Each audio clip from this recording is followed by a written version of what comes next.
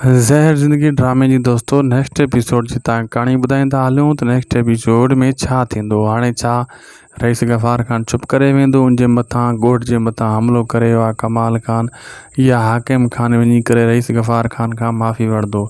छा next episode में जेको आहे रबन हाणे ओठे खे हितां खणी वेंदो ऐं उन खां पुछंदो मीरा जो ॾस पतो, या ॾस पतो मीरा जो हिते ई ओठो ॾेई छॾींदो, पादरनि खां बची वेंदो।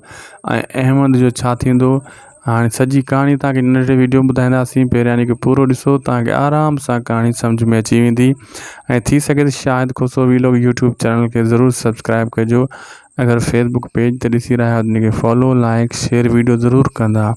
तव्हांखे ॿुधाईंदा हलूं दोस्तों, पोइ किस्त में मां ॿुधायो तव्हांखे त जेको आहे रईस गफ़ार ख़ान जे ॻोठ जे मथां हाकिम ख़ान ऐं कमाल ख़ान हमिलो कंदा, लेकिन हाकिम ख़ान मना कंदो, कमाल ख़ान ज़िद पकड़ींदो।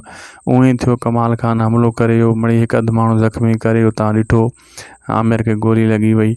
हाणे तव्हां दोस्तों ॾिसंदो नेक्स्ट एपिसोड में अञा हाकिम ख़ान कमाल ख़ान खे रोकण जी कोशिशि कंदो, मसइलो हल करण जी कोशिशि कंदो। बहरहाल हाणे रईस गफ़ार ख़ान इन ॻाल्हि खां परे थी वियो आहे ऐं मसइलो हल न कंदो।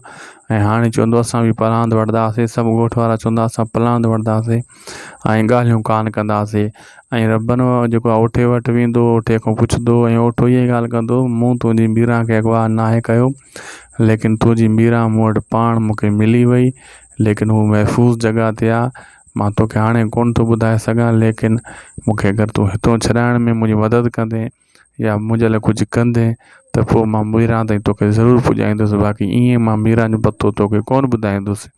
इहो ओठो चवंदो रबन खे। रबन तंग थी वेंदो, थी सघे थो ओठे खे रबन छॾाए हितां, थी सघे थो ओठे खे हिते छॾे ॾे या हितां खणी करे क़ैद वञी करे, जिथे अहमद ॿधल आहे।